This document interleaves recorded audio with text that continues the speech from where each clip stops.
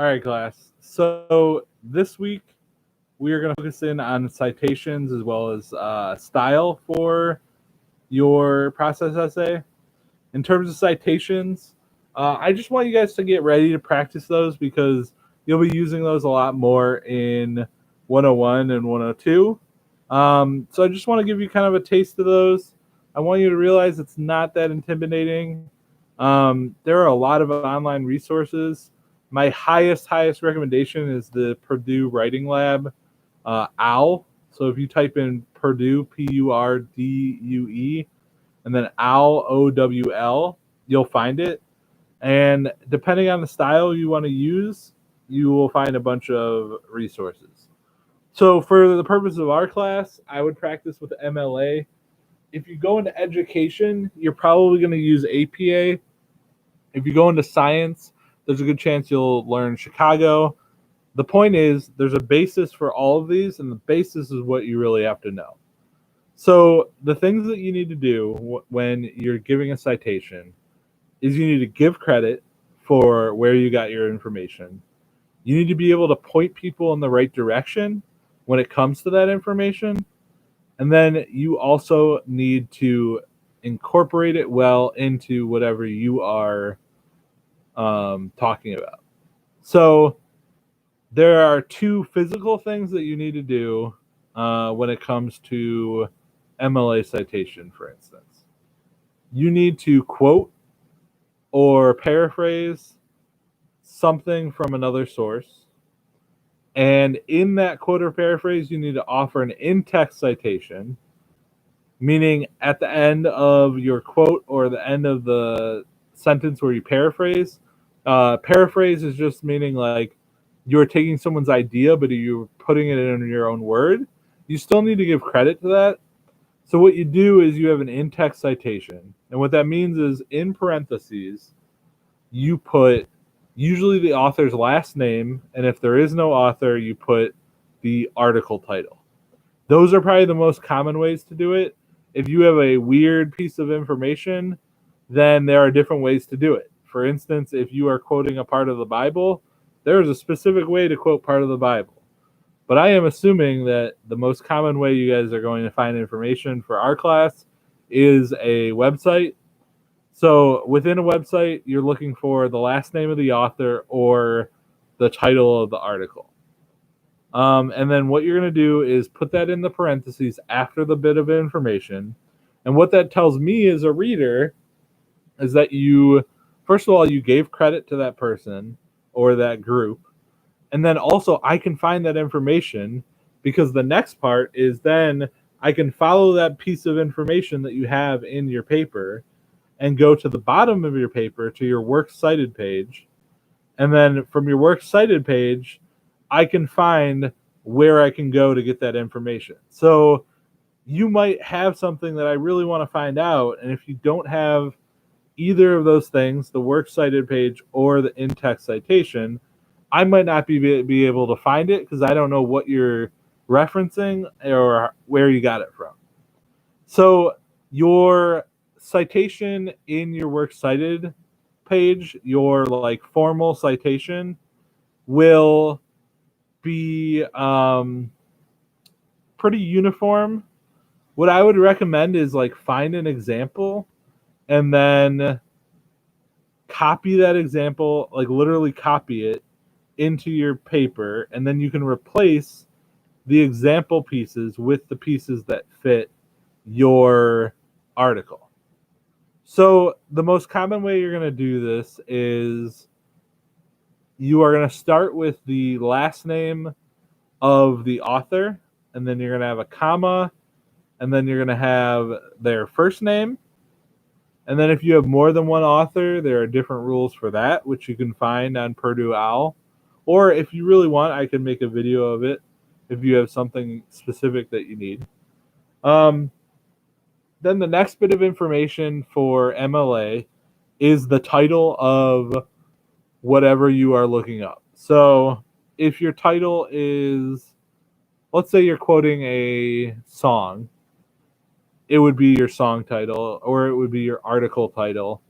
And then after that, you would have That would be in parentheses if it's an article. If it's a book, it would be um, italicized. Then you would have the bigger piece of like the place that you got it from. So that could be like the website, or that could be the book itself if it's an article within a book. But let's just assume that it's a website because that's probably where you're going to get your information from. The website can be found usually at the top of the page.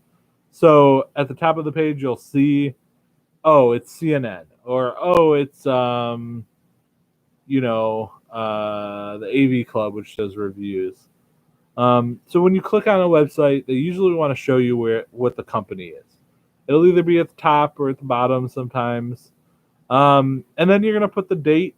So what date was it published? If there's not a date, you're not going to put a date. And then you're going to put the URL. And the URL is like your website. So with all of that information, and there's different style rules within that, I really want you to practice. So I'm not extremely concerned about that right now. But from all of that information, I can find that source. So if you tell me that,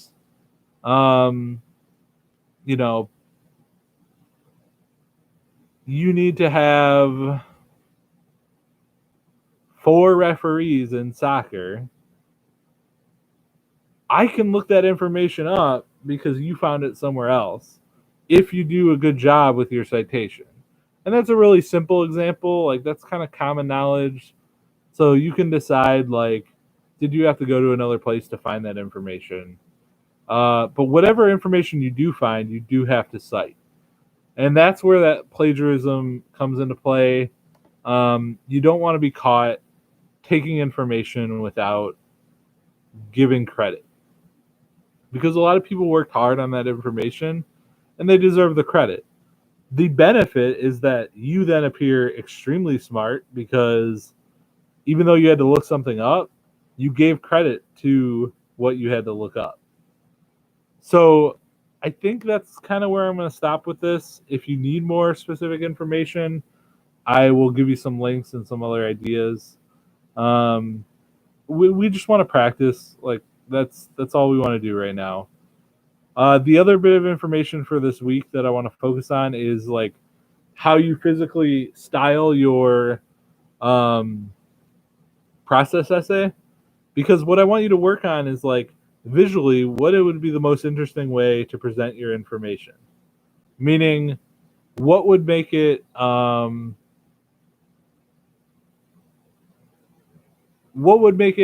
something you might look at on a website. So you would want big headers, you would want underlined words, you would want maybe a couple different colors if you want to, as long as it's not like super hard to read. I want you to really focus in on how it looks, because you want it to be really clear, but you want to draw people in as well. So look at some of like the WikiHow articles and see how they have like pictures, they have diagrams, they have bolded words, they have hyperlinks that go other places. Like, you can do all of those things. And then this week, what you're going to focus in on is finding a WikiHow article from something you don't know how to do well, and that's what you're going to use to practice your citation. So your citation is going to be included as part of your reading post.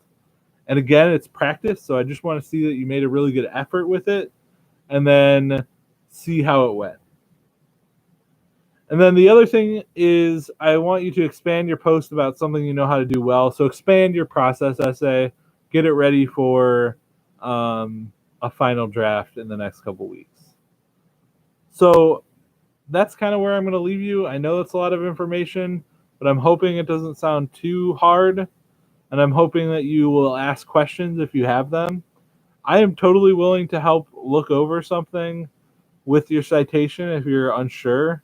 I just want to see that you're trying your best to learn it. There's so many rules with the MLA and APA and all those things. It can be really intimidating. what I want you to know is when it comes down to it, you're giving credit, you are showing that you're knowledgeable, and then you're showing people how to access that knowledge too. And that's the most important part. So yeah, if you have any questions, let me know, but I'll leave it at that. Have a wonderful week, and I will see you next week.